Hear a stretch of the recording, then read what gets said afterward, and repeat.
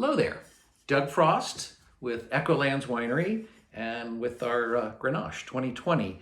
The Grenache comes from the rocks, and with Echolands Winery, you may know our whole focus really is upon trying to make wines with slightly lower alcohol, higher acidity. In other words, we probably shouldn't be getting fruit from the rocks because that's not what the rocks does. The rocks gives you big plush wines, usually higher in alcohol, all that stuff. But when we got offered this particular single vineyard Grenache fruit from Rivière Gallet in that area, I jumped all over it because in particular, I've been wild for years about a group of winemakers in Australia, in the McLaren Vale, who make a Grenache that is just so pretty and easy. It's almost kind of Pinot Noir-like, all right?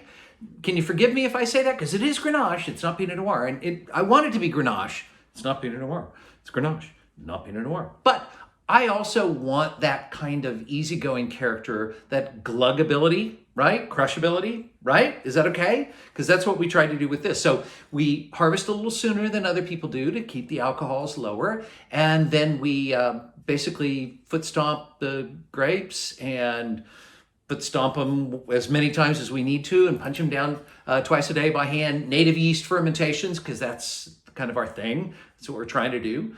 And then we'll go ahead and drain it into stainless steel drums and try to retain some of the primary fruit that way. Maybe even try to retain just a tiny little, hint of the sparkle, the bubbles that'll show up from malolactic fermentation as that goes on, because most red wines go through malolactic fermentation. And what we end up with is a fruity, as I say, it's the kind of wine, I look at it this way. It's the kind of wine that you want to drink at a certain velocity. All right, can you do that? That's your assignment, velocity. No, it's just trying to have some fun with it. We drain that after about 4 or 5 months into really large format barrels, the same barrels we use for our Syrah, only in this case, used barrels, neutral, basically adding no, oakiness per se.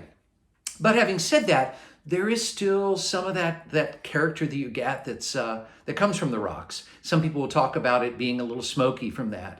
It's also from the 2020 vintage, which you may know, there was some smoke in the 2020 vintage.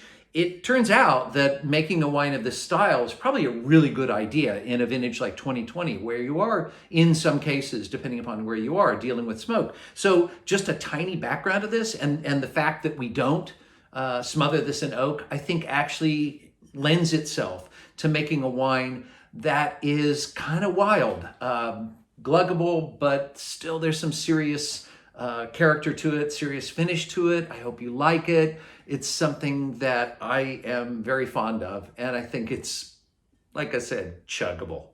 Thanks.